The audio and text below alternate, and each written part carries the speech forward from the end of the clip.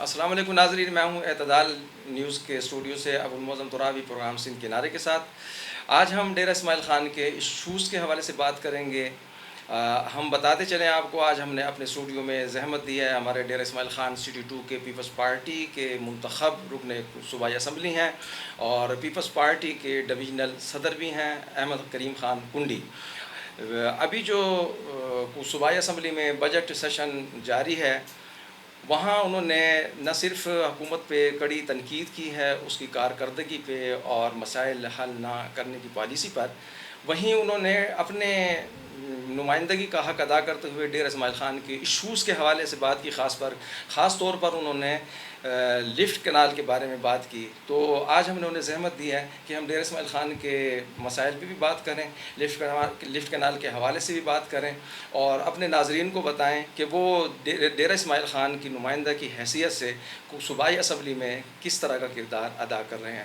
احمد خان، بہت شکریہ، خوش آمدید کہ آپ تشریف لائے، آپ نے وقت نکالا۔ سب سے پہلے تو ایم بی اے کی حیثیت سے آپ یہی بتا دیں کہ پروونشل گورنمنٹ کیسے جا رہی ہے؟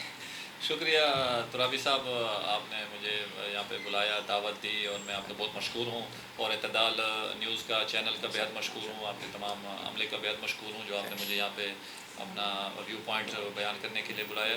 بحیثیت ممبر خیبر پختونخوا میں ڈی خان سے منتخب ہوا، میں پہلی دفعہ ہے، حالانکہ میں پہلے بلدیات میں بھی نمائندگی یہاں پہ کرتا رہا، وہاں سے بھی ہمیں کافی لرننگ ہوئی۔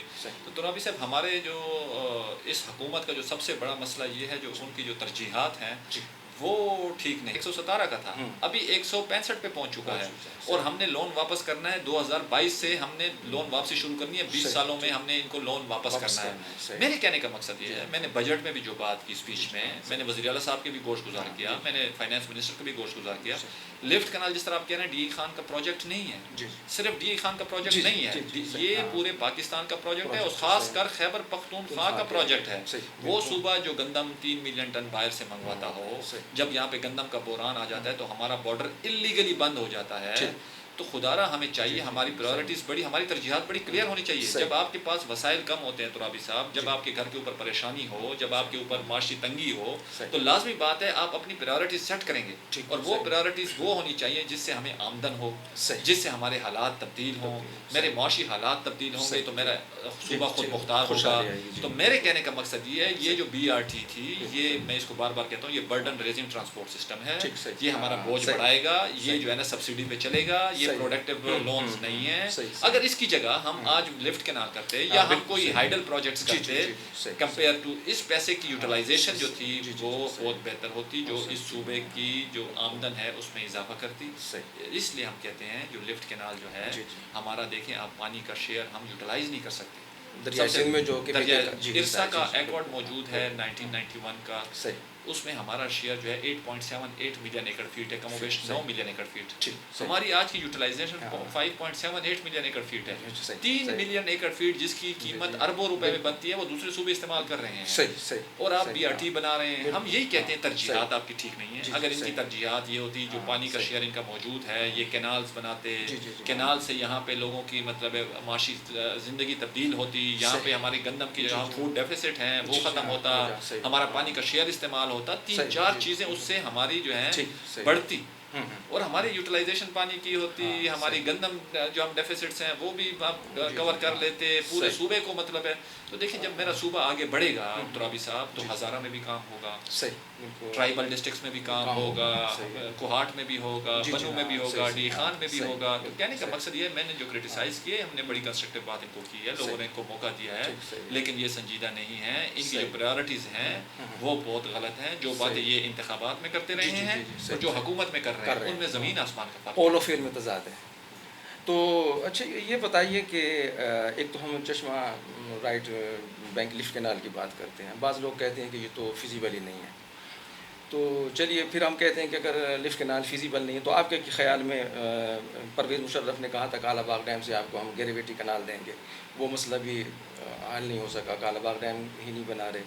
پھر کہا جا رہا ہے کہ جی جناح بیراج سے جو ہے آپ کو گریویٹی کنال دی جا سکتی ہے۔ تو آپ کیا سمجھتے ہیں کہ ایسا ممکن ہے؟ دیکھیں اس صوبے کے ساتھ ترابی صاحب تاریخ پڑی ہوئی ہے، ہم تو یہی چاہتے ہیں ویورز ایجوکیٹ ہوں، ویورز تھوڑا سا اس صوبے کا مقدمہ دیکھیں، جو میں نے پیش کیا ہے اس کے اوپر تھوڑی سی مطلب ایک اپنی انسائٹ دیں، اس پہ تھوڑا سا ہم سول سوسائٹی کو چاہیے جو ہم دیکھیں میرا نیٹ ہائیڈل پروفٹ آج مجھے نہیں ملتا، جی صحیح، گندم کے ٹائم میرا بارڈر بند کر دیا جاتا ہے، میرے پانی کا شیئر نہیں استعمال ہو رہا، یہ انہی کنفیوژن کریٹ کرنے کی وجہ سے نہیں استعمال ہو رہا۔ ہم یہ کہتے ہیں جن پروجیکٹس کے اوپر پولیٹیکل کنسنسس ہے، ٹھیک ہے، ہم ایسی کوئی کنفیوژن نہیں بنانا چاہتے۔ میرا آج لیفٹ کنال PC1 پڑا ہوا ہے ایکنیک میں، وہ مطلب ہے منظور نہیں ہوا، آج PSDP سے انہوں نے ہٹا دیا ہے، وہ فوڈ باسکٹ جو کہ پورے صوبے کو پروموٹ کرتی ہے۔ یہ ایشو وہاں جی میں نے بات کی، کیونکہ یہ دیکھیں PSDP جو ہے فیڈرل بجٹ جو ہوتا ہے وہ اس میں باقاعدہ یہ ریفلیکٹ ہوتا تھا، اس کے آگے آتا تھا ایکنیک ان اپرووڈ، لیکن اس دفعہ انہوں نے اڑایا۔ پھر وزیر اعلیٰ صاحب نے مجھے یقین دہانی دی جو بھائی یار یہ آئے گا، لیکن میں آپ کو آج کہہ دوں جو ہمارے صوبے کے ساتھ نیٹ ہائیڈل پہ بھی زیادتی ہوتی ہے، جو کہ ہمارا کانسٹیٹیوشنل رائٹ ہے، میں نے باقاعدہ کانسٹیٹیوشن کے ریفرنس دیے ہیں۔ میرا 80 کی دہائیوں میں جو میں بجلی بناتا تھا جو پورا پاکستان استعمال کرتا تھا، لیکن مجھے اس کی نیٹ ہائیڈل کے پیسے نہیں دیے جاتے، آج تک میں اس کے دھکے کھا رہا ہوں، حالانکہ وہ NFC سے ہو چکا ہے، وہ CCI سے ہو چکا ہے، وہ سپریم کورٹ سے ہو چکا ہے، لیکن اس کے باوجود مجھے پیسے نہیں ملتے۔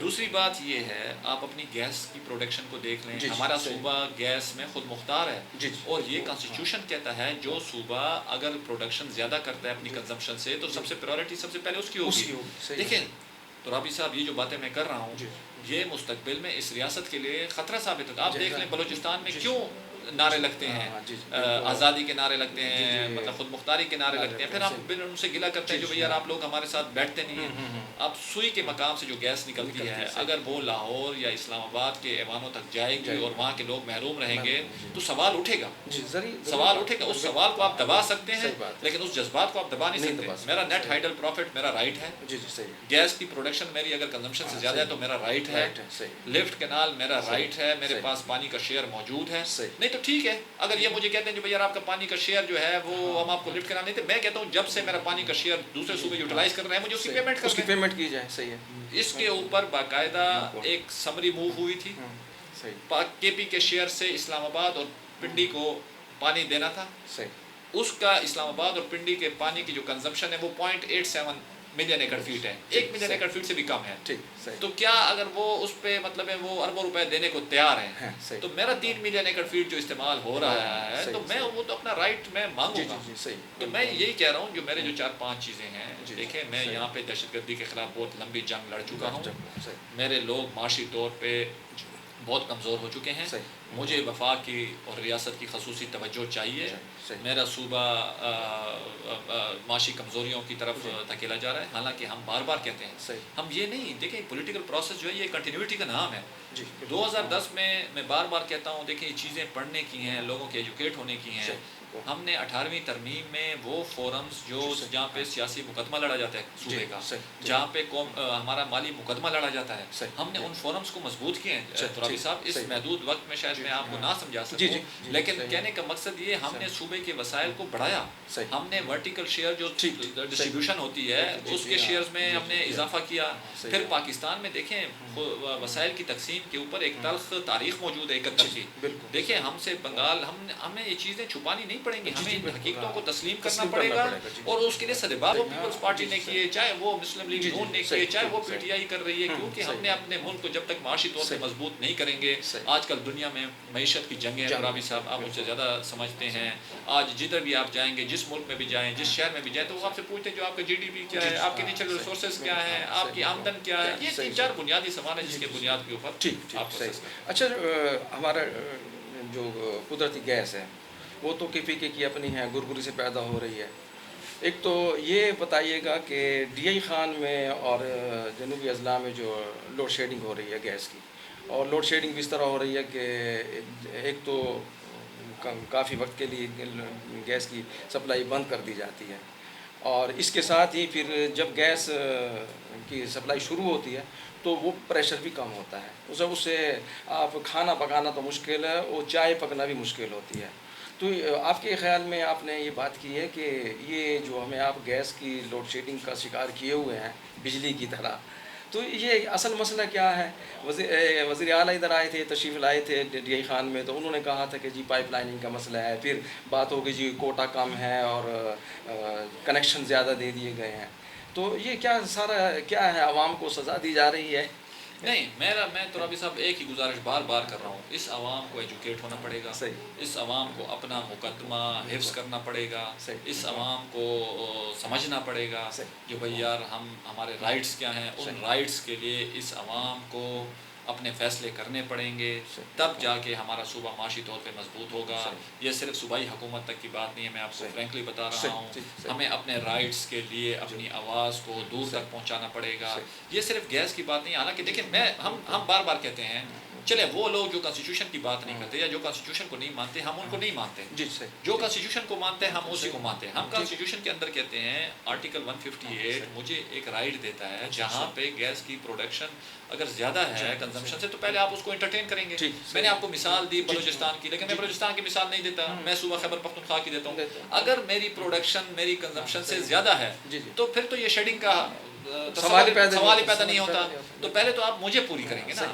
ترابی صاحب جب آپ میری ضروریات میری پیداوار سے کسی اور کی ضروریات پوری کریں گے اور میری نہیں کریں گے تو یہ ایک نیچرل انجسٹس ہے، نہ کانسٹیٹیوشنل انجسٹس ہے بلکہ ایک قدرتی ناانصافی ہے۔ یہ تو گھر میں اگر بھائی ہوں تو والدین اگر تھوڑا سا فرق کریں تو بھائی بھی آپس میں لڑتے ہیں۔ تو کہنے کا مقصد یہ ہے ہم نے اس ریاست کی بقا کی خاطر، سالمیت کی خاطر، خوشحالی کی خاطر، یکجہتی کی خاطر ہم نے قربانی دی۔